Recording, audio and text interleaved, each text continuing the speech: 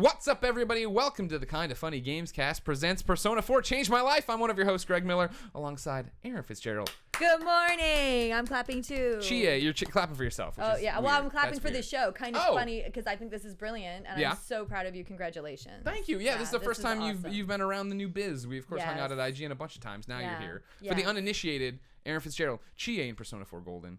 Chie, you gotta eat more meat. Jesus. Don't think, feel. Now say that you love me. I love you, Greg. Oh my God, it's so good. Whatever. Jeez, don't be so creepy about it. See, and that's why I picked her, everybody. That's why she was my girl in the game. Y'all. That's because the meat, the kicks, tomboyness. Aww. That's what you missed a lot of kicks in my game, though. That was upsetting. I'm so sorry. So I just played it off in my head that I didn't put you in the party because I cared about you so much. Oh, I appreciate it. But in reality, you just missed your kicks all the time, and I couldn't deal with that. It's not my fault if you suck playing me. You know, there's nothing for me to do, and it's turn-based. You just go and I say, anyways, we're getting off track. This is something new for the best friends there watching. The idea here is that I missed interviewing people. So when cool, fascinating people come to town, I want to try interviewing them in a long-form podcast where we just talk about everything and who they are.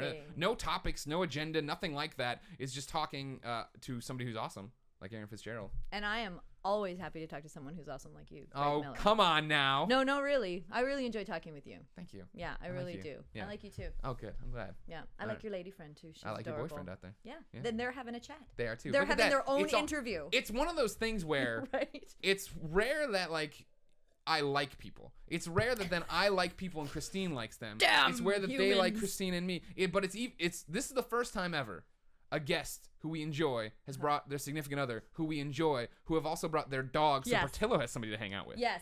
So we've got matching people for everybody. But you're over here, aren't you, puppy? Yeah. Well, Porty's used to it. Porty's got to be on camera. If he's not on camera or on the audio, even people freak out. We'll get Chessie later. So to kick all of this off, what I want to know is, did Persona change your life? Because I put that title on this without talking to you.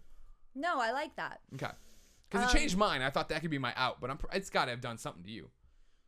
Well, I feel like what it's done for me, this may be crazy, is more spiritual than anything else. Like, I feel what Chie did for me as an actress was, she's the first character that I got to do long term. You know, like I've done characters for cartoon series long term, but there was never any character development really. You know what I mean? Like, it's a cartoon. So like Naz never really changed except for turning into a cheerleader from Ed, Edd and Eddy, and that pissed me off because I thought for sure he'd make her into a skateboarder, but then Danny was like, let's make her a cheerleader because I need to get through these stories from when I was in school. I'm like, damn it. That's not character development. This isn't canon. Right? But Chie, I feel, actually had a lot over the games, over the anime, everything. She has character development, and like the stuff that Chie was working out, you know, personal development wise, the stuff that I've been working out personal development wise, it was a really good match. So now you say that, and what do you mean? You mean like the tomboy trying to deal with love, trying to deal with they're always trying to kind of like, I might have a little bit of control issues of trying to fix things and make things good for the people that I love. Sure. And I might overcompensate a little in that area of like, let's just make everything okay, you know? And I do have a little bit of that come here, go away thing. Like, yeah, I love you. Don't get too close kind of a thing. Okay. Like with my really close people, there's some, you know, always that fear of loss kind of a thing, right? Sure. So I feel like there's so much badassedness, and her sense of humor is my sense of humor, and I was so grateful to you and Val for really just letting me be myself and put all of me into Chie. And like we're I know I'm pretty sure I'm allowed to say that we're finishing up the Persona dance. Oh yeah, dancing all night. Which is so, like, to me, I'm like, this could be the last time. Impossible. You never know. You never know. Sure. But this is where I feel like we're coming, now that Persona 5 is coming close. Yeah. I'm like, what if they never revisit 4 again? Like, I'm starting to feel like I need to prepare myself Persona emotionally. 5 will come out, and then they'll do another mashup fighting game, dancing game, I whatever, hope so. where you'll be back. I would love for Chie to make it into Smash Brothers. Like, that would be brilliant. But I don't know if that would ever happen. You know, but that's not crazy, I guess, now that, like, Atlas is owned by Sega, and Sega's already got Sonic and stuff in there. Like, you never know. Crazier things have happened. The world is... You just never know. But I just, because I love, like, as soon as I get in behind the mic and I'm her again, there's this freedom, this relaxation, there's this just joy of being her that I feel so good to be Chie. Like that that is life-changing because I've never gotten to have the time to fall as deeply in love with the character. And I love all of my characters. Sure. Like, I love them. But with Chie, it's like a love affair. Because every time I get to go back and I get to put her on again, it's very intimate to be Chie for me. It's very... Is that something that doesn't happen with all of your characters? It does, but it's only for a short period of time. Okay. So it's the difference between dating someone for a week and dating someone for a few years. Gotcha. Yeah. That makes sense. Like you can really have a strong connection with someone for a week, and it could be in a wild, amazing ride with them for a week. But for a few years, you go through ups and downs. You go the through good and the bad. Yeah. Like there was with Persona Q, which was such a genius game. There was so much. Like we'd never explored Chie being terrified before, and I'm like, I was annoyed with. I'm like, why does she have to be scared of every? Like I was really annoyed with it, and then we went to such a place of actually like when I was recording it, I was freaking myself out. Like I was freaking out. Like I was acting. I really was feeling super scared, and I didn't like feeling super scared as Chie. Yeah. I didn't like that. That's your empowering character. Yeah, right? so that was like such an interesting psychological thing for me. I'm like, isn't that interesting that I didn't want to show Chie that side of Chie. Sure. But I had to, so I had to go there all the way. But it was so I felt like I was embarrassed as Chie and as Erin. Like, oh, I don't want anyone to know I'm terrified of these. It was crazy. That was really interesting. Like that kind of stuff.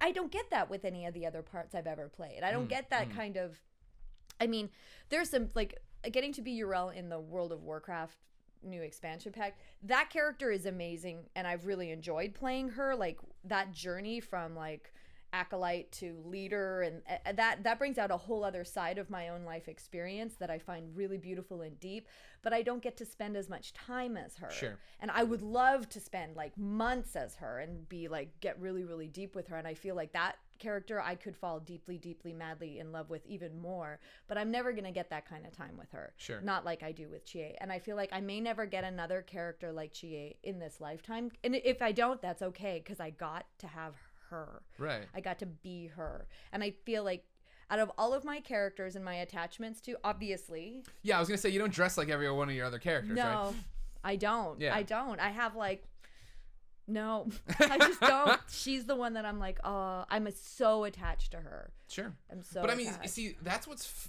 fascinating. Which is life-changing, to be attached to something exactly. like that. And but that even said about like, what's fascinating about Persona is that it works for you behind the mic, and it works for the gamer that way as well. Like in the same. Now that's interesting. I would like to hear more about that. In the same breath of what you're saying, right? Is like, it's life changing for you or whatever, and I was like, it's life changing for me, right? In the same breath, right? I play tons of video games. Right. The amount of video game swag I buy based on a video game isn't that much. You know what I mean? Like you look at my room and I have a bunch of Infamous stuff and I have a bunch of Gone Home stuff. It's more Superman, guys. I mean, well, that's not a video game thing. He's struggled, except for DC Universe Online, of course. Oh, it's not up. The best.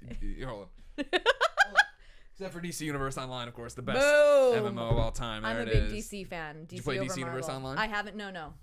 Oh my God! If I get sucked into a video game, I'm in trouble. My life is over. 600 hours. I can't show exact. Oh, that's brilliant. Yeah, I love that you. It's something. That's something you can call it. It's brilliant. But that's the thing is like, not only does it resonate for me to buy all this stuff and talk about it all the time. Yeah. It's the other gamers that it's resonated with, right? Like you. That's amazing to me. I think you can't predict something like that. You just don't know. No, that's the thing. And I remember. I feel like that's the. Writers. It's funny to watch like the differences of it, because there was Colin Moriarty. Of course, co-founder here of Kind of Funny. Yes. He always kicks around this hashtag Colin was right BS garbage. And basically it's that he knows I love him. It's basically that he saw a game first and he told the world it was great and the world didn't believe him or whatever. Kind of Damn the world! And I remember when I saw Persona 4 Golden for the first time, and I was a big Persona 3 fan. Persona 3 is the one that really struck for me, hit it off, and I was like, oh yeah, I'm into this. I like where this is going. Yes. But when I saw Golden, I remember writing about how excited I was, and then being on a Game Scoop where Damon asked me like what my favorite, what game I was most anticipating this year was. And everybody's throwing away AAA games or something big, right? And I was like, I can't wait for Persona 4 Golden. And he was like, that's such a weird pick for you. I didn't expect that, da-da-da-da. Right. And then when it hit, everyone slowly began to understand. You know what I mean? And now you look out and you see like, we've talked about, and it's still growing. Sure. Like that's fascinating to me that people. Yeah, I don't. It's the dog's head. He's in the way. I don't That's want you okay, getting baby. Hey, dog's pushing you farther off the mic. It's not okay, Portrayal. You're better than this. I love the puppy. You're a stronger podcaster than this. Here, let's put it over here. Let's put it. Oh, that's a baby. Oh, that's a. Oh, you're so cute. Here, we'll switch it this way. There we go. we go. He's like, that's not how I wanted it, Mom. Because like I'm fascinated when people are tweeting me. I just finished Golden for the first time, and that still goes on. And I'm always like, I'm so excited for you. Not a day goes by that I don't get somebody tweeting me about Persona, and it's because like cool.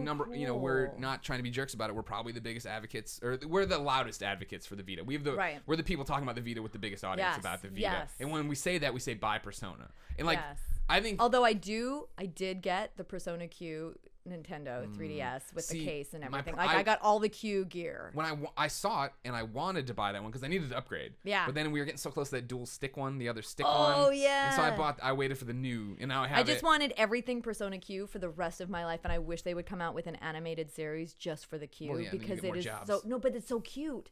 It was so cute. Even if I love that animation. Persona. Now here's what's interesting about Persona Q. Okay. Is that I feel like they mismarketed it. Okay. Because me being the Vita, Persona 4, Golden fanboy guy, right? Like when it came out and I was Land with the Shadows, now granted, I try to avoid lots of information on games because I know I'm going to eventually play them, so I don't want to be bored out of my mind.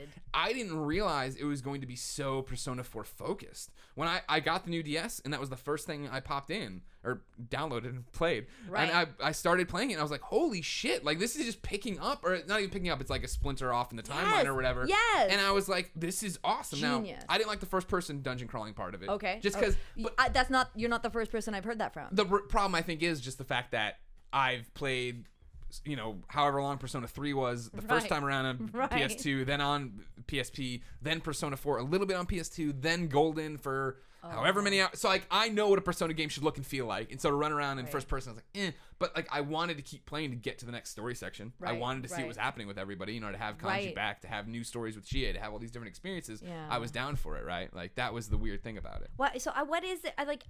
I feel like the writers just nailed it with the different personalities of the characters, and they just nailed it with that identifiable ability. Like everybody has someone that they love within the cast. Yeah. Like I find that it's so rare, that type of a thing. Well, it's so rare because like you figure what Persona has going for it and what JRPGs have going for it when you sit there is the fact that you are investing in knowing and expecting a 100-hour experience, expecting 60 hours, expecting to get it's what I always talk about when I talk about like this is a walk, but we'll get back to where we're going. No problem.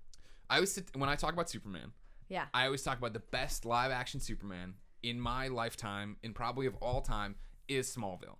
And I say that knowing that there are dozens, if not 100 episodes of Smallville that are utter trash, that are just worthless, freak of the week. We needed to get somewhere. But the fact that you got to spend so much time with Clark and with Lana and Pete and exactly, these characters inside and out in a way that when I watch a 2-hour movie, I leave offended by Amy Adams' portrayal of Lois Lane and feel that I have to text Erica Durant to be like, tweet her. I don't have Erica Durant's cell phone, everybody. Tweet her and say, you're the best Lois. You know what I mean? You need to know that. Isn't that that is so interesting. And so really you're basically telling me your experience is exactly the same as my experience, just different side of the coin. It's that time investment. Yeah. Well, that's what I'm driving back is the thing too with Persona and why the game resonates, I think, in the way it does, right? Is the fact that people get to know these characters so well. You know what I mean? Like even finishing Persona and you start tearing up, or like when you get there and like when you've maxed out your social link and Yosuke's talking about like when you first met, you have like a legitimate, when I first met you, you were kind of douchey and I didn't know what was happening, and then you were kind of douchey, Yosuke. You're just saying. You think back to Kanji and you're like, oh right, we thought you were a bully and all these other, and like you realize that you've actually learned something about these people, and it's like, wow, that's crazy. I just got goosebumps all over my whole body from that. That's kind of amazing. That's what I do to girls. Yeah. No, it's just the power of storytelling in games. And that's what it's so hard to make people understand when I sit here or not here, obviously with the best friends, they understand. But when I go out and I talk somewhere and I talk about the power of video games and what they can do to you, and people don't understand that because they haven't had that connection, right? Well, I mean, like there's a title I've been with since the beginning called Hyperdimension Neptunia. I know that one. And when we first started that one, no one thought, like, I feel like we've recorded 12 games. I'm probably over exaggerating, but there's so many games that's come out in that series. Yeah. And I never, like, it was so wacky and funny and like I was peeing myself recording it because it was so off the wall. You guys know who've played it. It's so funny. It's so fan service based in terms of being ridiculous, and for gamers, it's a gamer's game kind of a thing. I really enjoy it, and a JRPG, of course. It's a JRPG. Yeah, it's a JRPG. Yeah, and I didn't think those characters would really have character development because they feel very stock to me. But even because they keep doing like alternate dimensions, and you get to see other sides of like what if Noir was in this dimension and she was colder. Like that is fascinating. Like when do you get to act that stuff? Like that is just amazing to me. And then to have the games blow up as big as they get, like I never would have predicted, because I've worked on stuff that I thought, this is going to be huge, this is genius, and then like 4 people know about it. Right. You know, those are the ones where they come up and they go ask for my autograph. I'm like, you know about this game. Well, Thank you. What Colin and I keep talking about is the fact that Persona 5 is going to be a juggernaut, and so many people are sleeping on it. But it's like, for me, like I go back to when Jeff Haynes handed me Persona 3 for the first time. I was like, you have to play this, and I played it and I was like, this is awesome. And I'm not a JRPG player generally, you know what I mean? I always need for video games something very specific. I need common ground. I need to be able to hook in. So like like it doesn't work unless what works for Persona is you are a student in a school, something's happening. And like I know the student part and I know the school part, so that works for me. That clicks. You know what I mean? Yeah. And so looking to, like, you saw what happened when Persona 3 came out, and I was like, this is great. Why aren't more people playing it? It comes to PSP, more people play it. Right. Persona 4 came out at the end of the PS2's life cycle. Not as many people played it, but Jeff was like, it's great. Then Golden hits, and there's a vacuum on Vita, really, right? There's not that many games on that caliber. So everybody plays it if you have a Vita. And now, like, it's all set, so when Persona 5 comes, everybody who knows about Persona is going to buy it and then talk about it. And then once you have people talking about it. And crazy thing, I'm excited about Persona 5, and there's a really good chance I'm not in it. So incorrect. We're well, you guys would have to let Atlas know you would want me to be in it one way or the other. Well, for sure do that. Is it Atlas USA? I forget their Twitter. I think it's at Atlas USA. Kevin, find out Atlas's Twitter. We'll yell at them about this. Well, they don't know either yet. Like, they don't know anything. Because I was talking to someone from Atlas, and I'm like, how do I get into P5? Yeah. And she was like, I really don't know anything at this point. I'm like, don't you love that you don't know anything, and it's only going to be your biggest title ever? It's at Atlas USA. Tweet that you want at Erin Fitzgerald in the game. Kevin will put up a little thing here that'll say all this information for you to put. The thing about it, though, is you're going to be in it. Because, like, you never know. I don't want to get my hopes up and be seriously disappointed, but I do, whether I'm in it or not, I'm going to solidly support whoever's in it. Because I feel like that title is only going to I feel like what Persona has done for games, period, has taken it to another level of what a quality that fans demand. You know what I mean? Like, look, we could do fighting games and have story and characters. We can do anything. Sure. There are no rules. Well, what Atlas is great at now. Well, this is 2 conversations, so let's stick with it. What's going to happen is you're going to be in this game because you have the Atlas approval already. If you didn't know, everybody out there, I've interviewed a lot of these voice actors. And what happens is it's all incestuous. It's all nepotism. Like you meet Troy Baker, then you meet Travis Willingham, then you meet Laura Bailey, then you meet Damian Clark. And you're like, oh, you all came from Texas, and you're all in each other's games. Interesting. And they keep getting picked and done. And you are the same way now. You Persona 4 Golden. Every time Chie has gone on since then you're in Catherine as well. Like it's Dragon's Dogma. Atlas has looked at you and been like, oh, we like her. We'll use her in other things. Yeah, they have, but they don't use me in everything. Like, they have a ton of titles that I'm not in. So they're big ones. They're big budget ones. Fitzgerald's got to come. Well, but I'm grateful for the work they have given me. I don't ever want to, and I think this is an actor's thing. You don't ever want to assume that you're going to continue working with a company, because you may be oversaturated with your voice, or they may not know the depth of your range, and they may not know what else. They'll be like, oh, I don't know if we can use her again. You just never know. Yeah. You never know. Oversaturation's a big problem. Yeah, it can be. I remember this one kid named Troy Baker, and now he gets no jobs. He was in too many games. Wait a second. He's in everything still. He's still in everything. Yeah. Well, I that would be amazing. Yeah. Well, I think you're gonna be there. I think you're gonna approve. There's one game title that's coming out, I think, this year that I'm super excited. It's not an Atlas game, but it's definitely Lego Dimensions. Oh my God! Rock Band. I'm not in any Lego games. One day. But I can't. Oh my God! You'll guess, and I won't be able to keep my face. I'll stop. Don't guess, because I'm super excited about it. I'm super excited. It's a big game about it. To me, it is. I think it's huge. Yeah. Okay. I'll guess off air. You will. Okay. So now why I think you'll be there, and why I also think you'll be there, but also what Atlas and Persona and these guys get right is the fact you mentioned it earlier, fan service.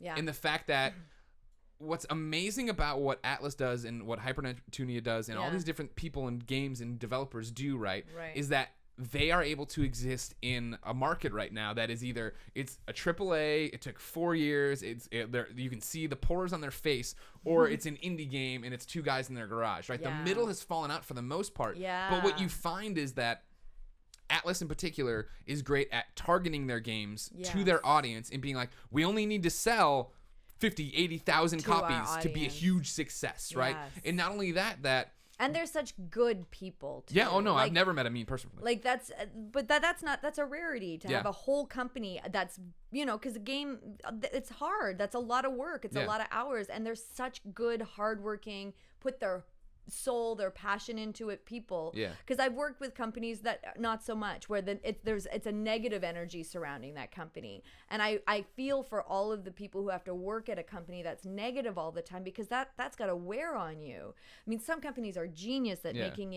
helping their staff grow, and some aren't. And Atlas is one of the stellar ones for sure. Yeah, and it's just that they know what their audience demands. They know how to hit on it. They know that they can make a game sell not millions of copies. Right.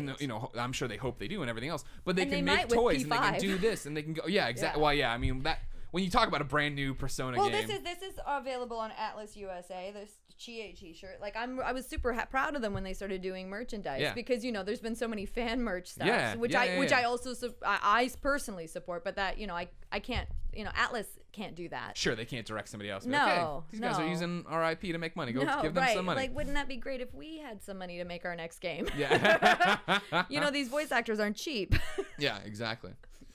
So, we've talked about it's changed everything. Was for Chie, did you feel the bond with the character as soon as you read the first script, or did it come the day I walked in? And I think you might have heard this before. I apologize if you have.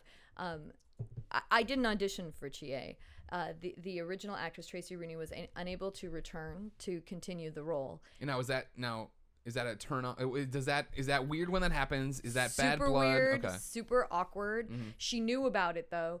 When a company does it right, when the actress knows, it was her choice. So. Well, maybe I don't know the ins and outs. I wasn't there. You're not her, yeah. Yeah, and I wasn't there. I don't know the ins and outs, but I know that she was fully aware that they were gonna do this, and they communicated, so it was up and up. And to me, that's legit. It's happened to me so many times where I've been replaced, or I've come in to replace someone, and neither of the actors are being told that that's what's happening, and then you find out, and it's your friend, one way or the other, and that person's like, I just found out. Or it's just so awkward and so awful. So now, is that easy when that? And we're gonna get to your story about how you did this. Shut up. Is it easy for like when so your friend replaces you, you replace your friend? Is it easy? I mean, it's obviously hard and awkward to talk to him, but you guys don't take it personally, right? It's a company that did this. I am so much better now. As soon as I get an inkling that I'm replacing someone, I text them immediately if it's someone I know. Gotcha. I say, just so you know, I'm being brought in for this. Are you aware? Has the company told you that you were being recast? I would say 80% of the time the person doesn't know. And I don't get that. I have not received that courtcy. Yeah. My friends who take over my roles don't text me to tell me, oh, by the way, we took over your role. You've been recast. Jerks. They have bad friends. Well, it's that fear. It's that fear of awkwardness. I don't have that fear of awkwardness. I'm a very blunt person like Chie. So I'm like, this is wrong. I got to make it right. I got to call the police. I'm going to be the detective and find out what's going on. So I do. And then we find out where in the company it happened and who did it and how shady it went down. Yeah. Just so we know more about that company, because if I'm going to take a job from that company again, I need to be aware of how disrespectful they are to the actor. Sure. Because that says a lot about that company to me. And then I get to pick and choose the companies I'd rather work for. So I know I'm like, well, if that company offers me a job, if I have nothing else going on, I'll take it. But I'm part of me is like, well, they don't honor actors. And if you don't honor the actor and that part of the process to me, then you're not honoring your product either. And if you're not honoring the product, then you're not honoring the audience who is paying their hard-earned money for that product. Yeah. So how you do anything is how you do everything, in my opinion. You know what I mean? Like from somebody who makes you your coffee in the morning, how you treat that person, how you treat a puppy, is how you treat the universe. Yeah. And I'm really getting to that point in my career where I'm at that place where I don't want to work with people who aren't in love with this job, who aren't in love with working with each other. You know what I mean? Yeah, no, totally. That makes sense. I love that. So when I found out that I went in and that was the first thing I asked. They're like, you're replacing another actress. This is the situation. She's unable to come and continue it. And Val Aram, who also is Naudo, she looked, Val 2000 or Val Aram 2000, I think is her Twitter. Something like that. I don't know. It's Google. Yeah. Is it hard? She directs the games. She's the voice director as well. And she's Nato? Damn. Yeah. She's amazing. Okay. So she brought me in cold without knowing anything about the character because she's known me long enough to know my personality. And she's like, she turned to you, the producer, exec producer, and said, I know Chie. So she just brought me in. And so I went in behind the mic. They have this beautiful recording booth at PCB Productions. And I'm behind the mic and she's like, okay, this is who she is.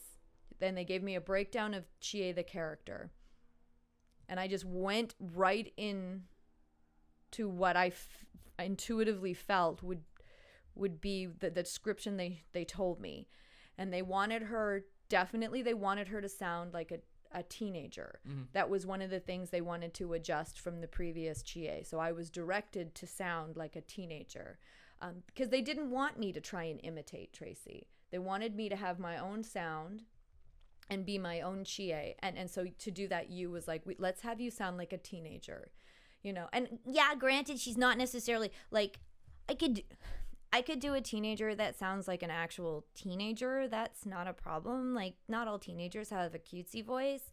But Chie she just does. So shut up, right? Like, this is how she talks. Some people talk like this. And I know because I saw a woman this weekend who was in her 50s, and she had a voice very similar to Chie's. And I'm like, oh my God, it's real. That's a real thing. People have voices. So I loved you. Totally gave the thumbs up right away. Like it wasn't even I went right into recording Golden. Like boom, wow. Done. Let's record this. This is exactly what we want. And she's a visceral character. So I take the layers off. I don't have my shoes on because I'm very physical as Chie because I'm always and not just the battle stuff. Like she's just really excited about everything, you know? Oh my God, Yosuke, you're so embarrassing. You know, she's just very Chie. Yeah. She's very Chie. There's energy in everything she does. There's a lot of energy. Yes, she's so energetic and it's so effortless for that energy to flow through me to be her. I have so much fun being her. She fires me up for the day. When I'm done, I'm not even tired. I'm like, I could keep being Chie all day, and I can't say that for all my characters. You know? Yeah. So here's my question then. So, and this is divergent a bit. You come in, you know you're taking over for Tracy. Yeah. You're doing Chie. You fall in love with Chie. Yeah. Is there concern on your part at any point Tracy's going to come back and be like, I can do the next game or the next thing or the next thing? Yes. Well, also, I was aware, and I think it's more just an awareness. As much as I was falling in love with Chie, I was aware this could go away at any time based on fan reaction.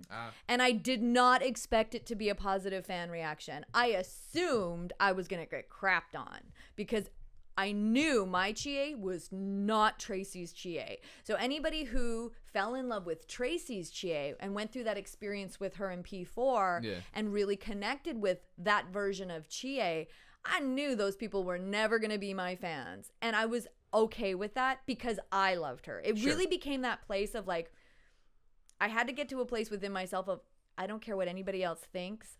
I love this character. I love her. So even if everybody hates her, I know I did something for me that made me happy and I love her.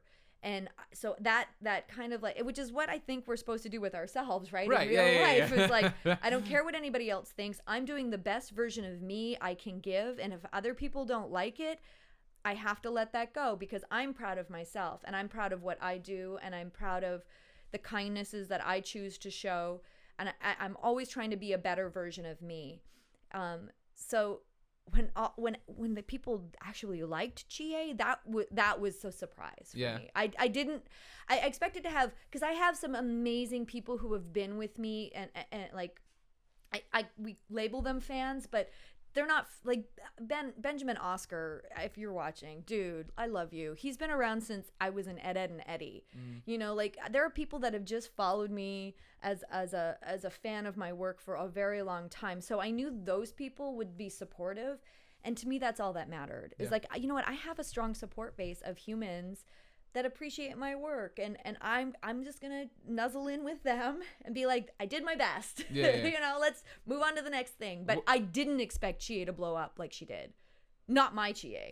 Not a clue. Like, how did you? Was there a negative reaction? Was there people who came at you and like, because I've never seen it personally, but it's also one of those things that it's there. Golden's given so many new people this game. But it's the people who loved Tracy, and they were never mean towards me. They'll be like, I just preferred Tracy. Oh, sure. That doesn't, like, everybody was so respectful about it, and I'm respectful about it. I'm like, if you're a Tracy Rooney fan, then you should be a Tracy Rooney fan. She deserves her following and her Chie, and that needs to be recognized for anybody who played P4 and, you know, fell in love with that. I think that's brilliant, and I think there's enough room and space in the universe to hold both realities. Well, that's the best part of, like, real criticism, right? I love it when somebody tweets at you and like, you suck on this podcast and I hate you. You're like, oh, I can't take criticism on it. It's like, well, that was an attack. You're totally welcome to say, I love the new podcast Beyond more than I did this because of X, Y, and Z. And it's like, great, I'm glad you're enjoying the content. I'm not personally offended by that. It's when you're like, oh, these guys are awesome. You sucked. And it's like, well, wait a second. That's not really a criticism. That's just being a dick. Yeah, exactly. Yeah. So now, you said something interesting there about you don't know what to call the fans. Like your close-knit group, right? There's a certain group of people like Mark who came when I came to IGN. Mark, and like I don't know, I can't remember. I don't think maybe we talked about it on Up at Noon briefly, but like this was one of the most special moments I've ever had with somebody who I brought to interview because Mark, you get a shout out. I always talk about it on my show, in this show, and Kind of Funny, right? And I noticed when I was doing interviews when we broke away, like with real people, like at real sites, like they were recording, like this is interesting. That if you didn't know our content, it sounded like bullshit when I said we call our fans best friends. If you watch this content, if you listen to our shows, you're a best friend. I love that. And I know what you're talking about. You get it, and they get it. And it's anybody listening to this gets it because like you're in the room with us for hours on end. Yeah. You know everything. You know Portillo. You know Christine. You know what's happening in my life. And although I don't necessarily know that about you, when you interact with me, you meet me at an event. It's the same thing. So many kids write in that they've got cancer, they're depressed, this, that. Can I have it? And I try to give them everything I can because I do love these people. Yeah.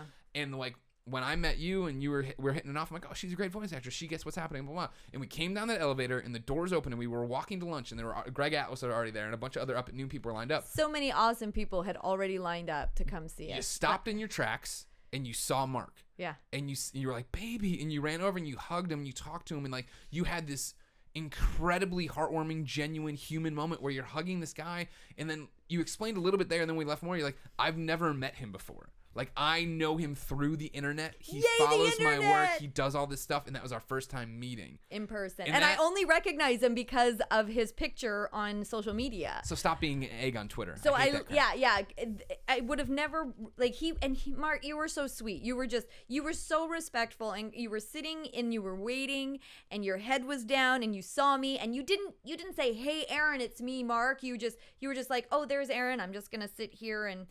Like I don't even know, and I looked at you, and then I looked away, and then I went, I'm like, I know that face, and I'm like, Mark, and he had tweeted me that he was gonna come, so I knew he was gonna come. Sure. But to get to see him, and after years, like Mark and I have been communicating for years on the interwebs over all of my roles and parts and stuff. Like he's been such a huge supporter of me, which has helped me in my career because with the support, I have the courage to go boldly into new auditions for parts that might part of me is like, you're not good enough. You don't have the talent. You're never going to book something like that. But it's the support of the fans that go, well, maybe I could. Maybe I could. And I think that's how I ended up booking Yrel in World of Warcraft, was because I felt that because of Chie, I've got this huge group of supportive people saying, you can do anything. Right. I'm like, I can?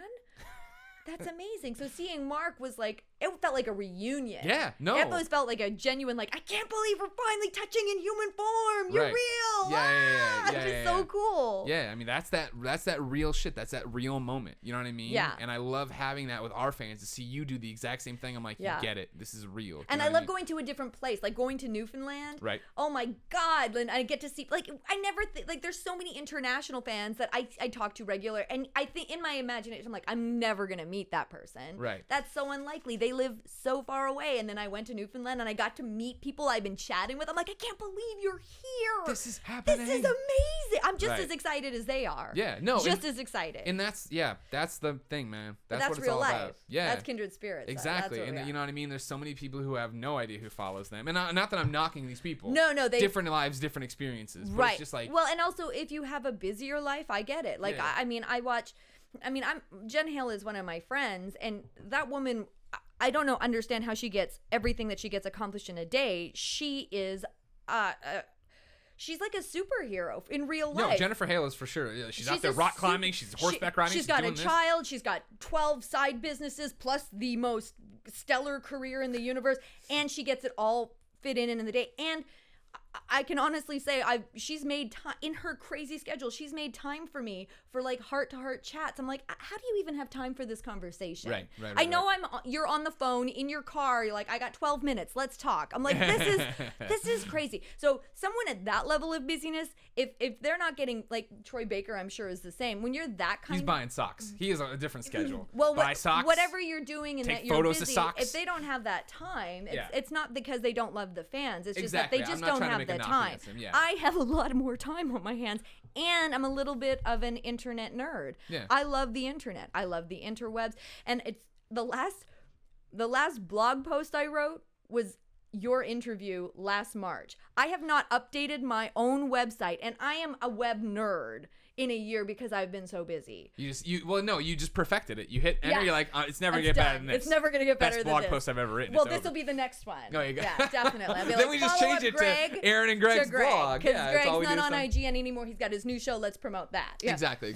But that's like as I had finally had a year where I was like, oh, this is why they don't have the time. Right. Oh, Right. Okay, Well, and that's I the get thing it. I was telling you earlier. You're asking me how the business is going. Yeah. Business is going so incredibly well. Yeah. But it's just like now I have to apologize in every email because I'm like, I know you sent this 14 days ago. I'm so sorry. It's just That's crazy, right? 14 days. Like, Yeah. I'm now finding emails like months ago. I'm like, Yeah. oh my God, it's been months. I apologize to anyone I haven't gotten back to. exactly. I'm When I see so those ones, I'm sorry. just like, it's gone. I'm sorry. You'll hit me back up if it was that important. I'm sorry. Yeah. But like that's the Yeah. whole thing is just like there are only so many hours, and I always feel like I'm failing Yeah. our Patreon fans. I always feel like I'm failing But the there's kids on only Facebook. one of you. I know, and they get it. Everybody gets it. That's Yeah. what the one thing that's blown me away about this enterprise is that, and now it's not. The one thing that in the beginning blew me away is that people weren't getting mad at us. Yeah. When we'd miss, something would go wrong, we wouldn't upload the show on time. There'd be a wrong show uploaded. This would happen, that would happen.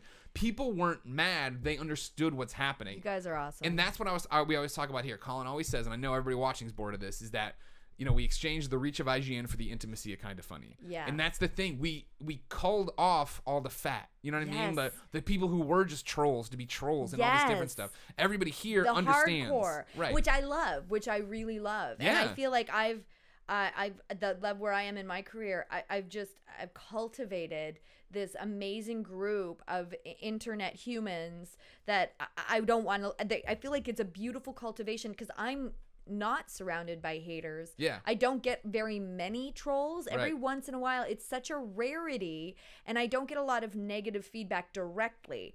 I get indirect stuff, which I'm always fascinated with when somebody's like, hey, did you know that so-and-so said this horrible thing about you? I'm like, why would you pass that information Why would I want to on? know that? Yeah. Why would you tell me? Like, that doesn't make me like you any better because you ratted out some other person who purposely hasn't told me what they think because they don't want me to react to them. Because they're a coward. Or what? It doesn't even matter. You know what? Everybody's allowed to have their opinion. Sure. To me. It's just a flavor. Opinions are like flavors. Some people like chocolate. Some people like vanilla. Not everybody likes chocolate and vanilla, and that's okay. Yeah. And if they didn't, then it wouldn't be special. Right. If everybody liked everything, it wouldn't be special. Then you wouldn't have that intimate connection with your audience. Who gets us. Who gets you. Yeah. It's such a special feeling. It's like having friends who get you. Because you're out in the world most of the time talking to strangers who don't get you. And you have to be like, I am a polite human to this other human, and we sure don't talk the same language. Sure. But that's okay. We still we're trying to get along in this world. But when you get to come back to this room, talk to your people. Right. Feels kind of awesome. Well, yeah, I mean, they're the ones we're always trying to serve and not screw over. So that's funny when we indirectly screw them over about something. Everybody's super polite about it. Just, hey, this got messed up. We're like, oh, so sorry, we'll fix it. You know but what I that's mean? taking responsibility. Yeah. And that's real life and real relationships. Is like, I messed up. I apologize. And then the person says, oh, no problem, dude. Yeah. I got you. I have some patience for this situation. Right. It's a real relationship. At least that's how I feel, because it feels like my fans. We got hacked recently.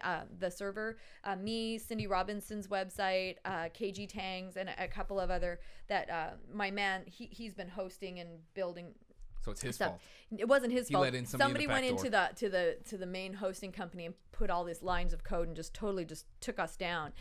And it was fans that told us. Yeah. I didn't know because I hadn't visited my website in forever. And it was fans that are like, hey, did you know your website's been hacked by somebody who's using this code? I'm like, no, I didn't. And then then I get back to Mel. And so Mel last week was dealing with that, trying to get all of our stuff back up. And I think it is. You guys, I don't think the pictures are working, but feel free to go and test and examine. Sure. But that's the kind of stuff like, that's the ups and the downs, and that's a relationship. Right. Like that somebody would take the time of their day to be like, hey, did you know this isn't working?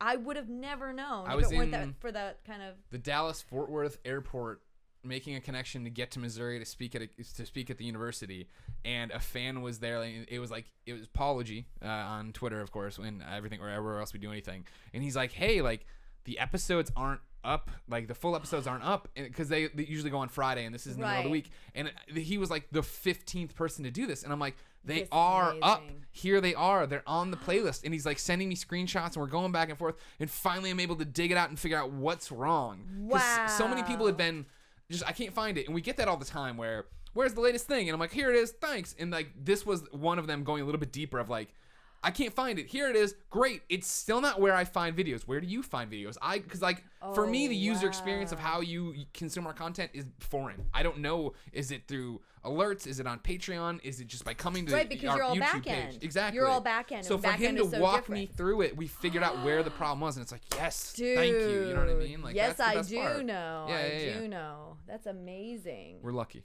We're super lucky. We really are. Now here's my question for you. I like your questions. And I don't need numbers here. Oh. I assume you're this full-time voice actress. Yeah. You make a good living. It doesn't suck. Okay. My question becomes this. I understand through wrapping my head around YouTube ads and Patreon and this, how our fan base supports us, how our small fan base allows us to live an amazing life. Right. How does that work for you behind the mic? Like, when you're going for jobs, are people paying attention to how connected with your fans are? Or I don't think they give a crap. Okay. Maybe for other people, because I've seen other people get jobs because of their social media, but their quality of talent isn't as high because they're maybe newer. Sure. But they got the job because they have a ridiculously huge following. Right. I honestly don't know for myself. Perhaps sometimes. Because you were talking about how they're supportive and they do all this awesome stuff for you. I didn't know if it I goes wonder. 1-to-1 like that, or if it's something else. Know. If it's you just promoting that I'm in this show, I'm in this thing, then they talk about it. And I don't think my social media affects my booking ratio at all. Okay. I don't think anybody in the professional world, for the caliber of jobs I'm now going for, they are not looking at my social media. Unfortunately, they're looking at IMDb, which is horrifically inaccurate. Wikipedia is very accurate, but IMDb is inaccurate. An important lesson for everybody to learn. I've tried. I tell people this on a one-by-one basis. IMDb. IMDb is Wikipedia. If you have an account, you can go in and change things around and do things. But you can't. Not anymore. They changed they swept it. Okay. The way they do it now, which is so hard, they're basically, as far as I'm concerned, they're a website that forces actors to pay them a ridiculous amount of money to have their headshot on, because now the entire industry uses IMDb. But like, say, as a voiceover actor, you don't get the name of your episodes. You don't get all of the specifics. Sure. Because you're in, you're out. To post it on IMDb, you have to know exactly the number and name of the episode. There's so much information that you have that you don't have as the actor, that you only have as the producer, and the producers aren't putting everything on IMDb. Sure. There's some stuff on my IMDb that isn't me. I'm like, who put that? Isn't me. There's IMDb's of like 5 different Erin Fitzgeralds, all my credits, but they're on a different Erin Fitzgerald account. They're all spread out. It's crazy messy. I am credited for every episode of a series because someone was too lazy to find out. I don't know. Someone was too lazy to find out which exact episode I was in that series, which I wouldn't have a clue what episode it was, because they never tell me.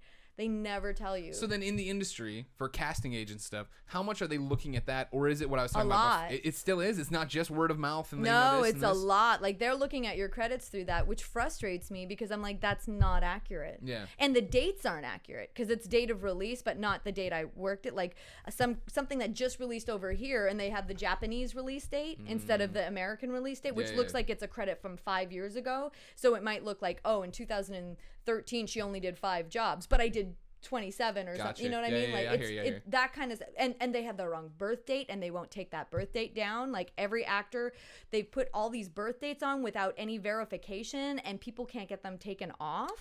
Where I'm like, we have no control. IMDb does not give us permission to go in and do anything. And I've called and harassed, and there's somebody who's got a lawsuit against them, and still harass nothing. Sounds like you're TPing their house. Hey, change my There birthday. was a point where I would have. I was so frustrated and so angry, but that's why I don't have a photo on mine anymore, because they were getting like over $100 from me every year just to have a picture. Wow. Just to have a picture.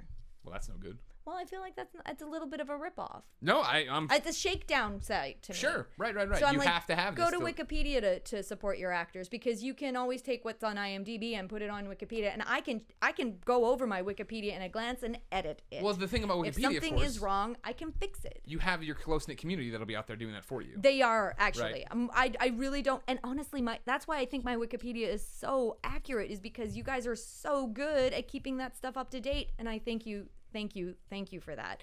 It's only every once in a while that somebody thinks I'm the voice of something. I'm like, yeah, that wasn't me. No, not me at all. Not me at all. Not me at all. No. I put on Twitter, of course, as I often do. Oh, I should have. I didn't bring my phone in. Because I don't want you on your phone. You don't get to. I get to go on my phone. Oh, okay. People had questions for you. Okay. Oh, okay. I have questions. I was logged into the I'm taking off my Chie jacket. It's getting hot in here. Sorry. I'm a little warm. Your man out there is loud. We had to shut the door. That's what did it. We did. So you can blame him. I don't want to be blamed. It's because I have a man who has good conversation. He does. He knows what's up. He's out there. He's entertaining Christine. Like he's like you said. He's bubbly. He's like you. He's a loud man like you. Yeah. Well, you're a loud woman. You know I'm what a loud. Loud. I'm definitely Everybody's loud. Yeah. So speaking about what we're talking about here. Okay. Brian Artist Jackson tweets and says it might be in. Hold on. It was double. With the importance of voice acting in video games increasing, do you feel your role in it might be in danger with celebrities coming in to do voices a la Kiefer Sutherland? That's always. This is the thing. As an actor, there's way too much fear that we could live in on a constant basis. As a female actress, and I don't like to use the term voice acting because I don't. It's offensive, voice act. Right? To me, I'm like, voice acting that's like if I was an impressionist, maybe that would be. But for me, I'm an actor. You know, I could be I don't mind the term voice artist for some reason, because I feel like I have this vocal ability from my vocal cords that I inherited from my father that I have no control over, which is why I can go from really, really high to really, really low, and I can do accents and all that crap. I got it from my dad. But the whole, it's already different. Yeah. The whole celebrity thing, I kind of feel like we speak for ourselves, because the television celebrities in it, they get hired usually by producers who just want to say that they worked with so and so, and that work goes out, and then that actor either finds out very quickly that they're a good actor using their voice, just voice only, or they're a bad actor. Because what the performance, if you're on camera, it's very different from behind the mic. From behind the mic, it's a lot more theater-like, because you get to be a little bit bigger, because you're using On camera, you're using your eyes. Everyone always says if you're doing on camera, it's all the acting happens here, which is why Meryl Streep is a genius. Like, she has the ability to give you everything in the universe just right here, all right here. Betty Davis, whole career, all right here. That's where the acting happens. So when we're on camera, off camera, it's our whole body. It's a theater performance. We're performing with our whole body because we're getting across all sorts of stuff for an audience that may not be able to see us. Because, in theater, they could be, nosebleed seats to the back of the house. You're playing to the back of the house. So it's the kind of the same thing. So it's only the voice that is heard in the performance. And if you don't have a strong theater or comedic background, because I find that stand-up comedians and singers already have that kind of natural ability, right. Then what happens is someone's acting performance, if they're acting from their eyes, it doesn't translate through the sound of their voice. So they're giving you this performance behind a microphone, which doesn't work all the time. Somebody who is giving you the theater performance, which is a character performance, which takes your whole body, it's real full body acting, which you would never do on camera because you'd be fired unless you're Robin Williams. Like nobody, like, you're moving too much. The camera shit. Like, I'm moving too much right now because I'm an animated person. That is why I do what I do for a living. So I'm not threatened by celebrities, but I'm annoyed that producers feel that they think that a celebrity is going to pull a bigger audience than an actual trained, quote unquote, voice actor. Sure. Acting is acting, but not like what you're talking about. You need to know what you're doing. Everybody's got a different genre that they're really good at. And the reason why, Rob Paulson is Rob Paulson is friend of the show. Yeah, right? Like, he's a genius. What he does is genius. He could probably go on camera and make a killing. But what he does when he's acting, what he brings behind the microphone, he's giving you I don't think that there's very many on-camera actors that would be as good as Rob Paulson. Sure. His acting chops are unbelievable. They're so honed. He works so much all day. Like, he's not sitting in a trailer. When he's called into work, he's working those hours solid, and he's booking job after job. So that's a lot of being on time, like being on acting wise. There's just so much mastery behind that. Not everybody's going to have that. Yeah. And I notice the difference really as my chops keep getting better and I keep getting better at what I do. There's always another level. And I can feel the difference now very clearly when I'm in the room with someone like Rob, and I'm like, I gotta pull my socks up just a hair. I'm like, ooh. Oh, I'm in over my head. I got to be in the room with John DiMaggio. Oh, yeah. That was one of those moments, and getting to watch him do what he does, and then I get to do what I'm like, I hope I don't suck. Yeah. And I don't know if I suck compared to him. I can't tell when I'm in the room with a big dog where I am on that ratio with the big dog. I'm like, do they think I'm a beginner or a greenie? How do they perceive me? I have no idea. Sure. But when I'm in with somebody who doesn't have the experience that I have, it's so loud to me. It's so clear, and there's so much missing. It's like somebody who plays jazz, and they're riffing, right, and they're just skipping over all the little genius little things they could have put in, sure, and they didn't put. It's just like no. That's how someone who doesn't have the experience that I have sounds to me. So I can hear all of the inexperience. And I can hear all of the incredible experience from somebody spectacular. I'm just not sure I know where I am in that spectrum. I can't quite tell. Well, it's hard to nail yourself. I know right? that I get the job done. Took me. It's like that was. Yeah, it's kind of easy to nail yourself. Oh yeah, it is. Hard to place yourself on a spectrum. Yeah, it is a little bit. I think you're fantastic.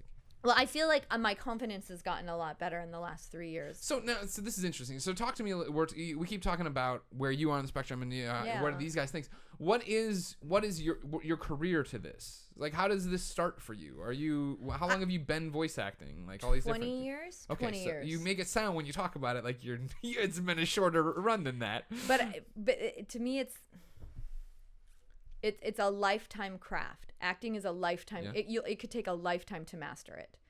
A lifetime. How did it start for you? When I was 3, I memorized all the movies on the TV and would act them out to the 90-year-old neighbor. Gotcha. I had Wizard of Oz memorized, and I just learned this week from spending time with my family that I didn't just memorize the Wizard of Oz and perform it to the 90-year-old neighbor. Apparently, I gathered all the kids in the neighborhood, taught them all the parts, and made them act it out with me. Nice. So my director skills were starting in the early. you- I haven't used them much yet. Multifaceted. But Erin I think Fitzgerald. maybe there might be a directing in my future. Okay. I don't know. I have no idea. But that's kind of where it started. And so then was it theater through high school all and stuff theater. like that? I was a drama nut. And it was really hard because I was living in cities that they weren't really theater-based cities, you know? They weren't artistically based. So it took a lot of discovery. Like, I'm a perfect example for someone. If you come from a town that you feel like has like, I have to be in LA. You don't have to be in LA. You can get your chops fantastic wherever you are. It's about showing up and just putting in the hours and practicing. Being a character actor was something I've always been. So I would be characters in local plays, in anything amateur, in drama camp. I would force my mother to put, anytime there was anything drama or theater related, I'd have to hunt it myself and go, Mom, please, please. Because my parents were like, don't waste your time in that. Be a lawyer. Be a nurse or a teacher was the career they had chosen for me. So my whole life they were like, yeah, you can do that on the side, but you're going to be a nurse or a teacher, you know. But I kept doing it. I couldn't stop doing it all through school. You know, I was so annoyed one year in high school. I was getting the drama award every year. And one year in high school, this student who was straight A math student, which I failed every year, she got the drama award. She wasn't an actor, but I don't know why. She got the drama award because she was straight A's and she got a straight A in drama, which I also got an A, but for some reason she got a high, and I don't know what it was. It's that bullshit of like, well, you gotta spread it around. Right, Same right. person can't win well, every year. I literally, I was 16 and I was like, Mr. Kennedy, who was my drama teacher. He was a great drama teacher, but I went up to him. I might need this for my career in the future. Why would you give an award to someone who is never going to use the award or give a crap that she got it? I was so annoyed. And the irony of that statement at 16, which sounds very egotistical and diva at the time, and it kind of was a little bit, was that when I started getting my stuff together to get my green card in the States, I needed everything. Really? I had all of the drama awards and that one year was missing, and that feeling came back. I'm like, see, Mr. Kennedy, this is what I was talking about. I could have used it. US is like, we really like this. Can we talk about the straight A student though? Right. What happened to this other they drama they student? needed to see that I was a professional in my industry. I had to prove I was a professional, and I had to prove I was famous to get my green card. How long ago did you get your green card? I got it 5 years ago. Oh, okay, cool. 5 years ago. It was a 10-year process, and I had to, which is crazy because in my head I'm like, I'm not famous. No, like my characters are famous, sure, but I'm not. Nobody knows who I am. So I literally, and there's a ton of fans out there, you know. There was a point where on MySpace, when MySpace was the thing, I'm like, okay, fans, this is gonna sound absurd, but I need fan letters, and I need them to say things like this so I can apply for the green card. And everyone did it. Everyone sent me, like, and I still have those letters, by the way, guys. Benjamin Oscar, yours is on the left of my booth when I record. So I have all of your letters helping me get to America and stay in America professionally in my sound booth, because that was such a big deal to me, because I just needed to prove that people from around the world knew who I was. And I didn't think anybody knew who I was. Like, it was the interesting personal development thing was that I actually ended up proving to myself that I was technically famous. Yeah. More than the government, because I did not think that was the case. Is that all because of the internet? All because of the internet. Right. Like, I mean, I feel like there's no way that would have happened if it weren't for the internet. the story I always tell is at Comic-Con 2 years ago, I'm on, all day long. So they are like, all right, up next is this, up next is that. They come over, all right, up next is Teenage Mutant Ninja Turtles. And I was like, great, who's coming up? And they're like, it's Sean Astin. I'm like, all right, Goonies. It's the girl from Arrested Development. I'm like, all right, great. And then they're like, it's Rob Paulson. And I went, who's Rob Paulson?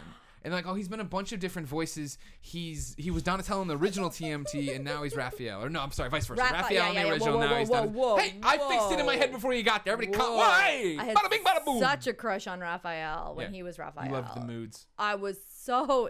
I fangirled over that when I met him for the first time. I'm well, like, see, like... It's like, this is going to be awkward, because I totally had like an 18-year-old hots for Raphael. So I apologize for my awkward fangirling. That was the thing, is I said that, I was like, oh, that's cool. I remember watching the original TMTL. I like that, no problem. And so we sit down and we're mid-interview, and Rob's telling the story and he goes, oh, well, we just come off Animaniacs, and you can see it in my head, the gears click, and I'm like, that's fucking Yakko. That's and I don't say it. It was like a dual interview. I love that you didn't know. And it was just like, holy shit. You know what I mean? Just because you take, I think it's so, it sounds so simple now, because now you find anybody you like on the internet, and you follow them, and you understand who they are and all those different things. But like, you know, like, to think back to like when I'm watching cartoons and it never dawns on me, because I don't want to. You always hear from voice actors, right? Like Troy will tell stories of watching cartoons and seeing the same names over and over again. Like, I got to be one of these people. Yeah. And for me, by that point, I'm already tuned out. I'm a kid. I'm not thinking about. I thought the characters were real. It never occurred to me that even though I was an actor growing up the whole time, it never occurred to me that there were actors playing those cartoon characters. Right. I loved their voices, and there were certain humans that I was so in love with their voice that if I heard it as another character, I would watch just for that sound. There was it's like a vibration in that sound that my heart just opened up, and I was like, I love you. Yeah. Don't know who you are. And I'm so excited. Like, Cam Clark finally is on social media, and he's the original Leonardo. Yeah. And he was Die Fledermaus in The Tick when I was a huge The Tick fan. And so the first time I worked with him, I was just the whole time, you're the Tick. Yeah. Right. That's so weird. It's just. Tick. And now he's on social media. I always talk about the fact, and I'm not trying to take credit for it, don't get me wrong, but Up at Noon on IGN came around just at the time where I feel like the mass amount of gamers were really starting to pay attention to who voiced what. Because when I met Dave Fennoy for the first time, and then when we brought him in for Up at Noon, like, I remember that moment so well, and then how he became a character on that show, but also to everyone. And like, don't get me wrong, I'm not trying to take credit for it. Lee Everett is this amazing character. The Walking Dead season 1 was this amazing game, but I remember getting to bring him to Podcast Beyond 300, coming down to get him, and the crowd lined up, losing their mind that was Dave Fennoy. You know what I mean? And it's like, that is such a special moment that I don't think would have happened 3 years prior. You know what I mean? No, People I wouldn't absolutely have understand not. It that way. Absolutely not. I think, and it's because, my voiceover career started long before video games had voices. I was a cartoon girl. I was in cartoons. So dial it back. You go to high school, you're trying to get this award. This straight A bitch steals it from you. Bastard. You go to college for acting? I ended up university, as they maybe call it in Canada. Yeah, boy, that's right. So I end up the year I finish out my. It's called grade 12 in Canada. I finished up my grade 12 in Victoria, British Columbia, because my family had moved from Ottawa, Canada, which is the capital of Canada for all of you out there. So that year, I played my all-time favorite role in the universe, which is the Wicked Witch of the West in Wizard of Oz. All-time favorite role, because obviously at 3 I had it memorized. Yeah, of course. You've literally been preparing for this role your entire life. My entire life. So I got to finally play it for the first time in my career, and my parents were like, okay, now you're going to go into nursing or teaching. And I was like, kind of like, right, yes, I am, because who makes a living as an actor in Canada? I don't know. But then there was this thing where I was like, University of Victoria at the time, the Phoenix Theatres had an amazing program for theater. You had to audition to get in. You had to write a huge essay. It was a very tough process to get in. I thought, well, I'll just apply. If I don't get in, then the universe is telling me that's not the path. Exactly. So I applied, and it was the most terrifying thing I've ever done, because through the process of applying, I was really aware of how badly I wanted it. Yeah. Really aware. Right. And then I remember at the time it was like 700 people got in for the first year. No, that's really ridiculous. It was 70 people who got in for the first year for the acting program. And then every year you had to be accepted back. Jeez. So you don't even audition. You're just accepted back. I made it through, and I watched a lot of very talented people disappear. And it's for a degree at university. Like, to be cut from a university, you don't even get your degree. You have to go somewhere else and do something else in the university. I thought that was crazy. But every year, my fingers crossed, I was like, because I was not the best at school. I'm just going to be real. Like, I was passionate as an actress, but I wasn't the best actress there. I did not book lead roles in the plays that were the main stage plays. I was like the chick, because I was a character actress. I hated playing characters that looked the way I looked. And I was like a pretty 20-something-year-old girl, and I hated pretty 20-something-year-old roles. They bored the hell out of me. I wanted the crazy Wicked Witch of the West. That's what I wanted. So I went through 4 years of university, not really booking the good stuff, and they accepted me every year. That final year, there was only like 7 of us. Wow. From 70, they pared it down quite to a 7. bit. Like it was no joke by that final year. Like it was. I feel like that school at that time with the professors that were there, and there were professors there that shouldn't have been professors there, that were professionals in the industry, so they weren't great teachers, but they're professional. What they brought professionally was worth its weight in gold. And so I graduated with a BFA, which my mom called a Bachelor of Fuck All because it was for acting. Supportive parents. Yeah. Well, they now were. you walk up, you just make it rain. They were supportive. Canadian money, they whatever were it's called. Canadian. That's a Canadian attitude. It's like, come on, if you got to take the piss, right? That's what we do in Canada. You don't take yourself too seriously. What are you, Celine Dion? And even that, her mom's probably like, really, you think you're good, huh? Sure. Okay, dear. You're not as good as that girl Sandy down the street, just so you know. It's like constantly keeping you. It's that British thing. Like, don't get you too big for your britches. If you're so good, why don't you have 4 acting awards from high school? Yeah, exactly. Exactly. You missed that 1 year, right? Well, you weren't good that year. So I got the degree, and then I did the bold move with a bunch of us that graduated and moved to Vancouver. Yeah. See what happens. And I ended up with some, theater groups, free kind of troupe theater groups. I did a fake radio theater troupe there too. It wasn't called fake radio, but we were doing 1940s radio plays, which was funny because now I'm in an actual theater group called Fake Radio, which I love. And so I did that, and I did a lot of theater, and I never really was attracted to television, but I knew there was money in television. Oh, yeah. So I started the whole, get the headshots, get everything, and because my confidence was shit because I never booked anything big on main stage from university. Sure. So I didn't think I was the best. I thought I was kind of like at the bottom of the rung, but I made it to the last year, so I knew I didn't suck completely. Right. So it was there's like something here. It was like there might be something, and so I hid out in stage management for a while because the university had trained me like, in case you don't book work, you can still work in theater. So I had stage management skills, and so I started working as an assistant stage manager at some of the theaters, and one of the guys who went to university with me, and he was the tech genius named Sparky Lawrence. Sparky, I love you. Sparky, I was assistant stage managing at this theater, and Sparky just pulled me aside and was like, what are you doing? Yeah. If you want to be an actor, go fucking act. I was gonna ask, that seems like it's got to be it was the terrifying. toughest fucking thing of like sitting there with the flashlight so people don't trip, and you're just like, I should be out there doing something. I like being of service. I'm very good with details and assistant stage management. You're following the script, and it's a great job. I really enjoyed it, but the acting, like to be able to go out and put myself out there, I was terrified of doing that. I was terrified of failing. I was terrified of succeeding, but I started doing it. And I booked like beer commercials. I kept booking beer commercials, like print ads and stuff. You were a pretty 20-something. Yes. Look, drink the beer. You'll get this lushy girl. No, but that's what it was. Like I remember seeing the ad for some beer on the back of the bathroom stall. I was sitting having a pee, and I'm like, oh, there I am. Interesting. Awkward beer ad while I'm peeing, and that's me in the middle going, yeah. It was really Was it great. Molson? Was it Molson Ice? I feel like it was Labatt's, but I did a few of them. I can't remember. Oh, I can't remember. I want to see these. Yeah, internet find I had them. My mom has them. My mom has them cut out. Erin's mom find them and put them on the internet. Yeah. I'll go home and I'll find them for you. Thank you. Because it's pretty ridiculous.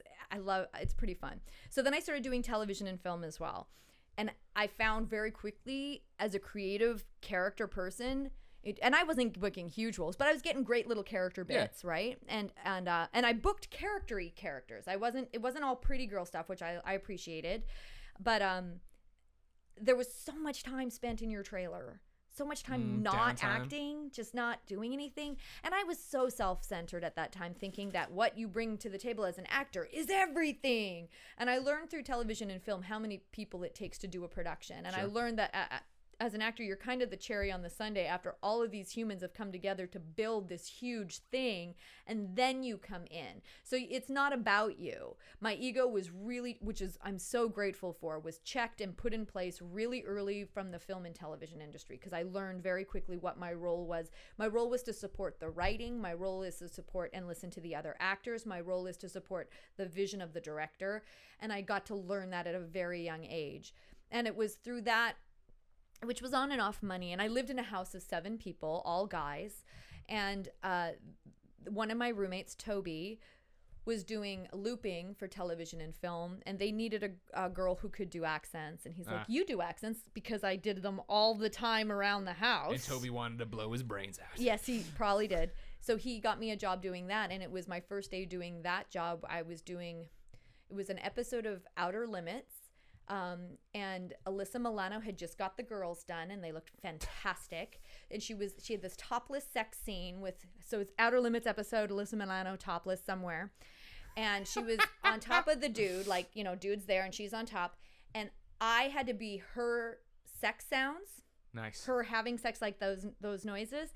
And for the first time, an actor who I'd never met before named Michael Dobson was my partner. And he was in Teenage Mutant Ninja Turtles. He's a huge voiceover actor now. You Google him, Michael Dobson, at Michael Dobson, I'm sure. And we were having sex together without having sex. We're like, oh, this is not awkward at all. I love it. Nice to meet you. Yeah, it was hilarious. It was really, and we're in a room filled with other actors, like so many actors. But because Michael and I, we gelled right away, talent-wise, kind of the way I do with Yuri. Like with me and Yuri, I feel like we've had past lives together performing. Yeah. Because it's effortless. Like we just immediately go into riffing and improv. It's like that for me and Michael Dobson. We just go into voices and accents, and we were just traveling down this really creative path. And he turned to me and he said, "Why aren't you doing cartoon voices?" And I said, what do you mean? Yeah. He's like, cartoon voices. Why aren't you doing, like He-Man, the voice of He-Man? And he would name Gary Chalk. And I'm like, What do you mean? What do you mean?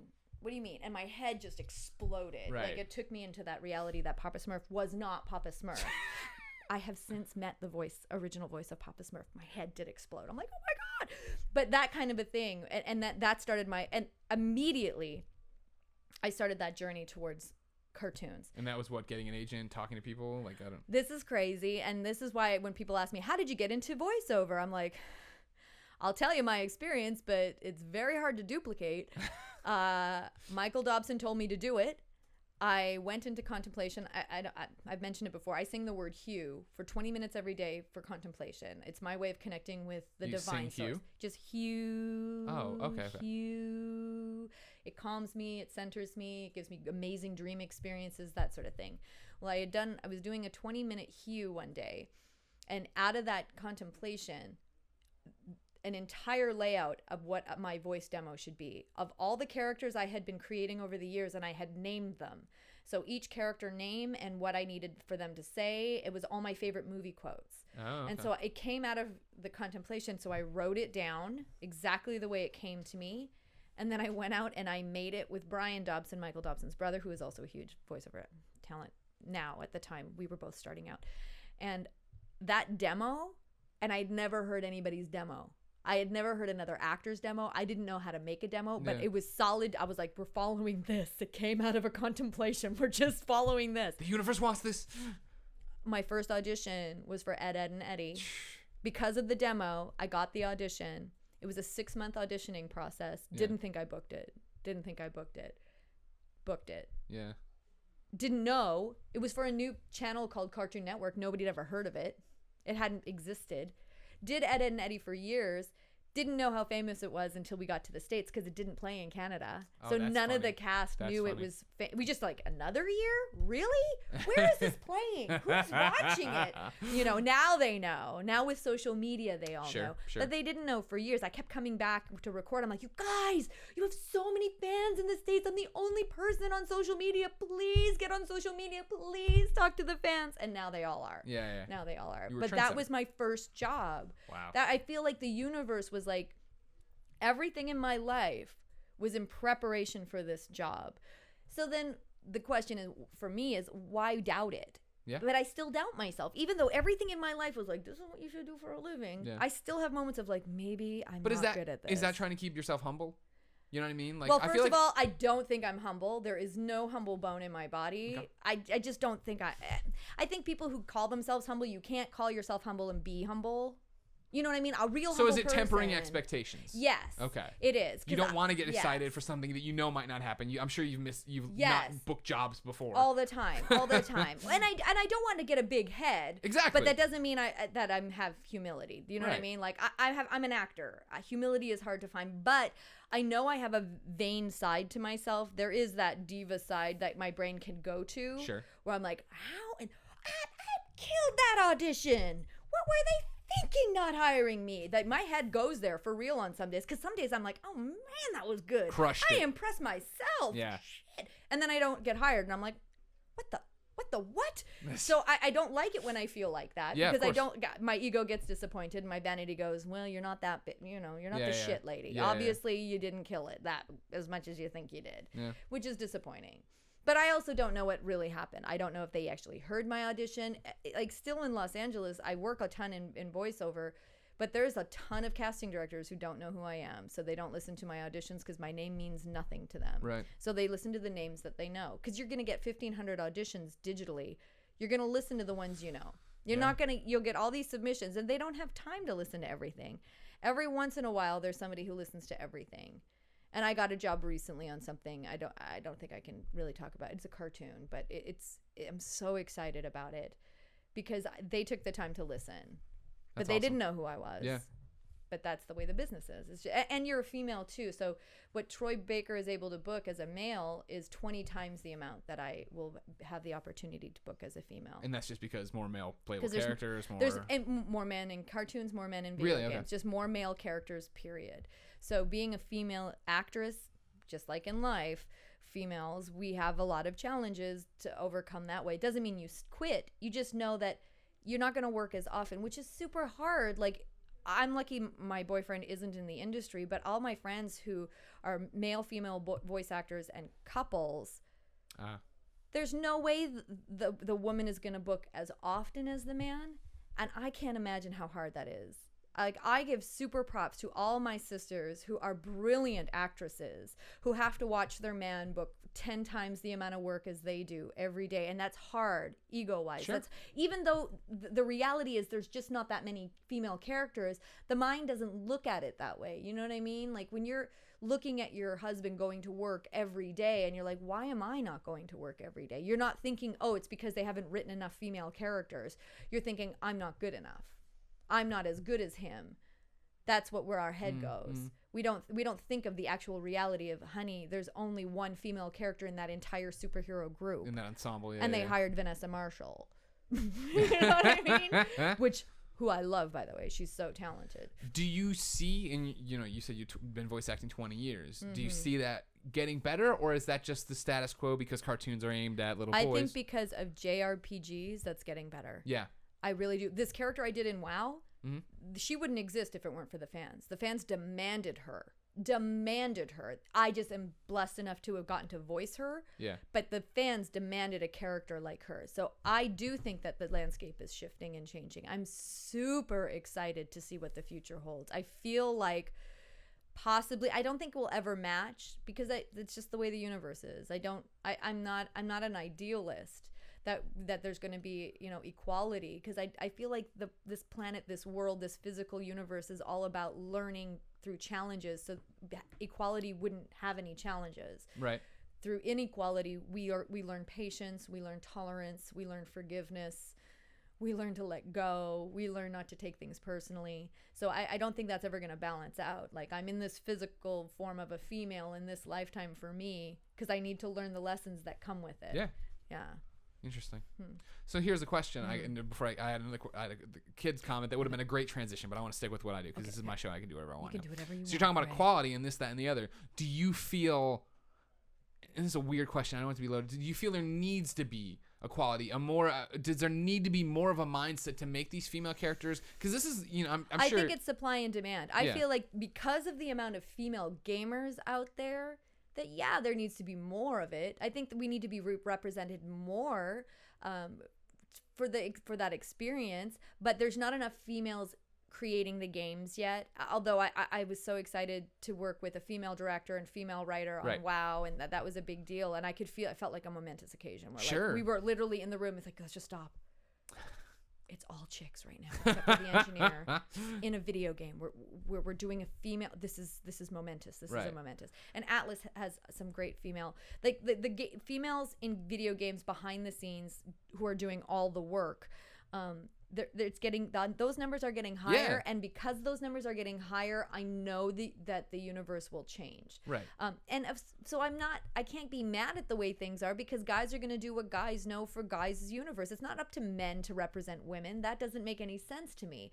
It's just like it's not up to Canadians to represent Americans. It's not up to Indians to represent Brits. Sure. You know, who you are and where you come from, it's up to you to represent yourself. If you feel you're not being represented in the media, then you need to get into the media and change things. Exactly. You got to do it yourself. You can put up your own shows, represent yourselves, you know? So the fact that more women are buckling down and being like, I love Christina Applegate's character in Ron Burgundy. Yeah. You know, when she's walking through and they're all like, nice ass, and she's like, I've done this before, I'll do it again. She just has to suck it up. It's a man's world and you got to play. That's what we're doing in video games as women.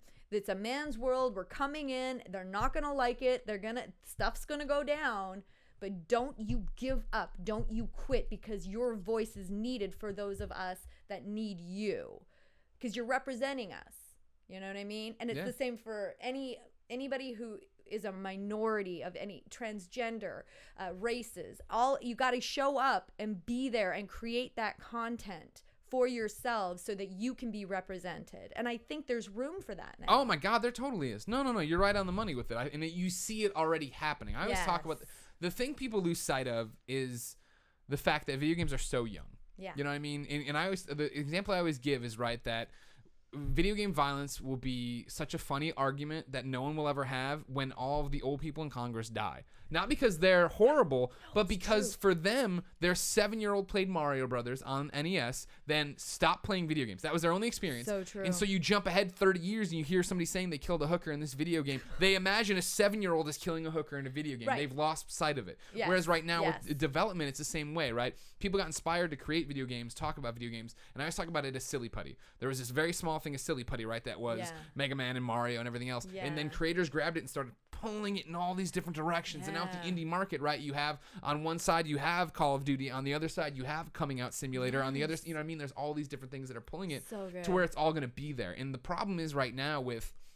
whether it be, and this is a problem in quotes, with whether it be, you know, representations of females, trans, you know, gay, bisexual, anything, any minority that needs to be represented is, we're in the internet world right now where I can tweet and I can get my friends to tweet and maybe somebody changes their ending or gives us a response or does this. And we're in an instant world. Everything's instantaneously. Yes. Whereas right now, that's not how this works. Right. You know what I mean? Neil Druckmann was inspired by what he played as a kid. So we need to be inspiring other kids to continue that trend to keep changing. And so right now you have this first wave of gamers or developers who are out there making games they believe in, who are saying something with their games. Yeah. And that'll continue to happen. But you're Gen 1 of it right now. We can't sit here and we can ask and demand and say we want better things, but we can't sit here and be like, well, last year we said we wanted stronger female characters. Why aren't there stronger female characters right now? Well, it's not instantaneous. It doesn't happen that way. No, exactly. And there are games that are made for specific audiences, like you were saying. Right. Like an all-male game doesn't have to create female characters if it doesn't want to, because that game can be played by the men who want an all-male game. We just need content creators who are doing all-female games, other than the Japanese, who are killing it, by the way. You know what I'm saying? Like, it's possible and it's out there. We just, as Westerners, have to start creating that content for ourselves and not assume that a male-dominated industry is going to go out of their way to make something they have no experience with. It doesn't make any sense logically. The thing I always talk about is I want developers and storytellers to sell the stories they want to say. Yeah. So why is character X male? Well, that's the story somebody wanted to tell. And I don't want somebody second-guessing themselves of, I have this great story and it's about this. Maybe it should be a girl. You know, I mean, don't get me wrong. You should... If you're a creator, think about what you're doing. But it's a part of the process. Is like what would and like I did this amazing puzzle game by Crow Team, It's called the Talos Principle, and it's a genius puzzle game. And they had that choices. There's one male actor and one female actor, and I got to be the scientist. Yeah. You know, like I know that it wasn't a light decision to put a female as the scientist. They didn't. I'm sure it wasn't a half-out. Oh, let's just make her a chick. I'm sure it wasn't, because this female's experience, and it's a deep philosophical puzzle game. Like, she goes on a journey philosophically through the whole game, and it's like questioning life, all those big questions, and she just goes on this intense journey.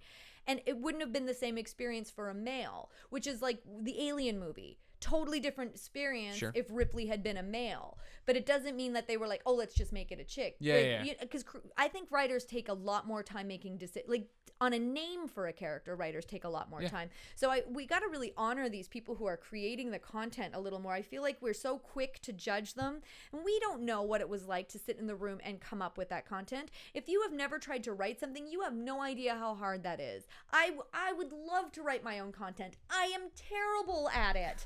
I need to practice. I need a good 4,000 more hours of practice on that to be any good. So I have such tremendous respect for anybody putting together any sort of content and creating characters, creating storyline.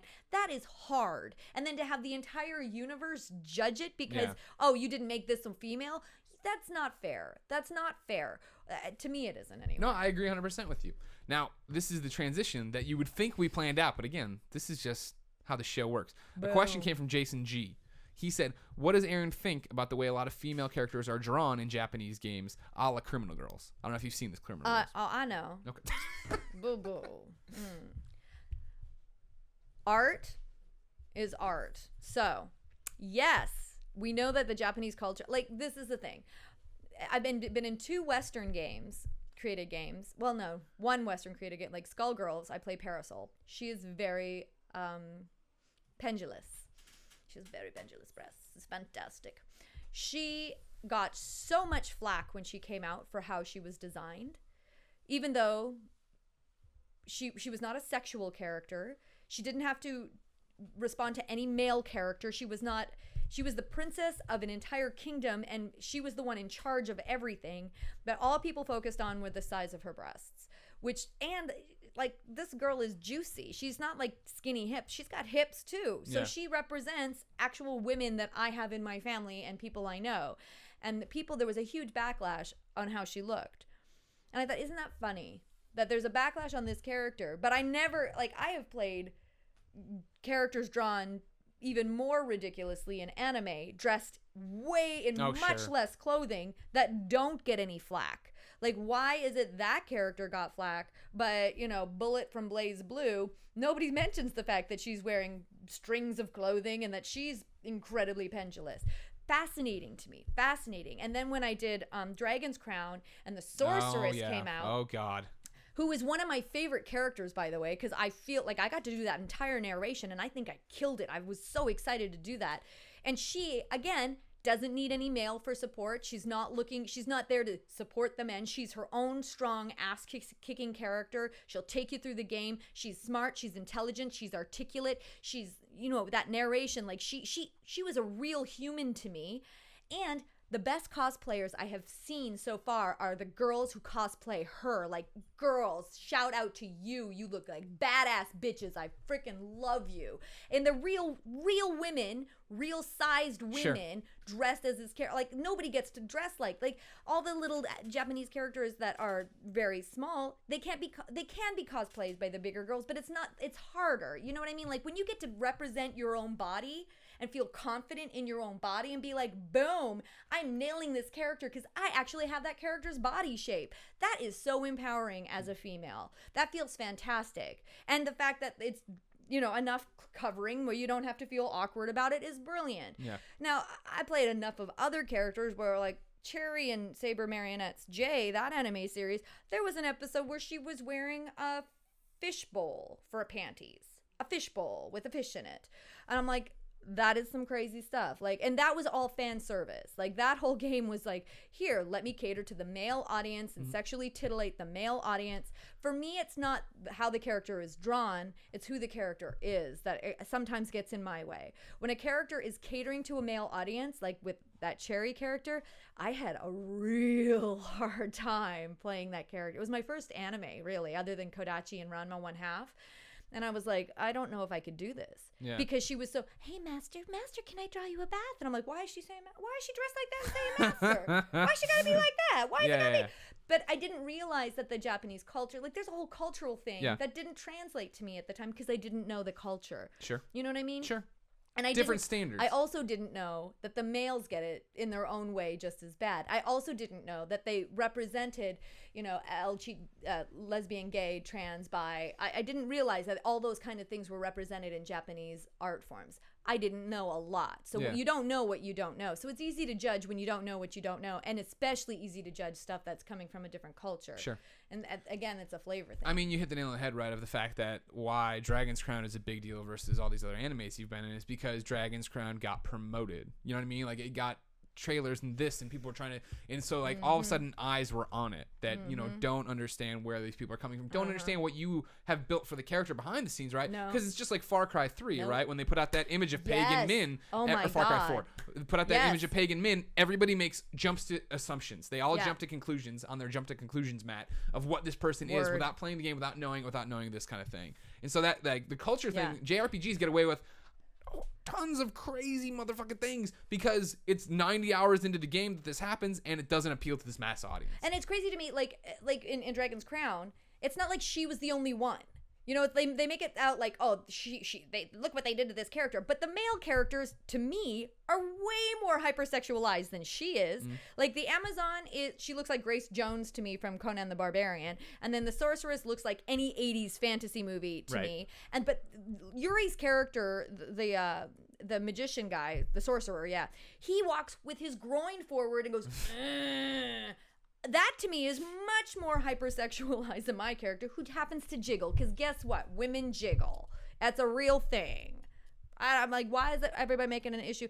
But it's because jiggling just started in video games. Yeah, well, now we have all the polygons and the text. And now that we've got jiggling, people are very uncomfortable with the jiggling. Oh my God, it jiggles. Yeah. Well, guys are like, I'm like, really?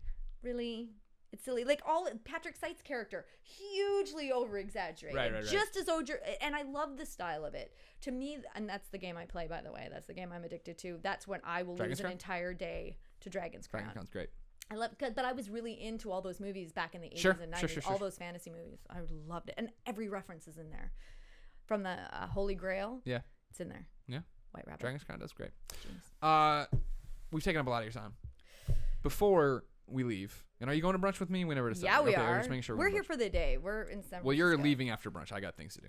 Well, I'm going into San Francisco. That's fine. You're allowed to do that. Okay, good. What I want to know. He was like, no, you can't hang out with me. No, we're done. No, we're done. Christine's very tired. Yeah, we're over you. What I want to do is I want you to. We glossed over this. Now we're doubling back to it. Okay. Tell me more, and everybody out there, about Hugh. You sing Hugh for 20 minutes a day. Yeah, it's like an ancient name for divine source. How long have you been doing it? Over 20 years. Okay. How did you find out about it?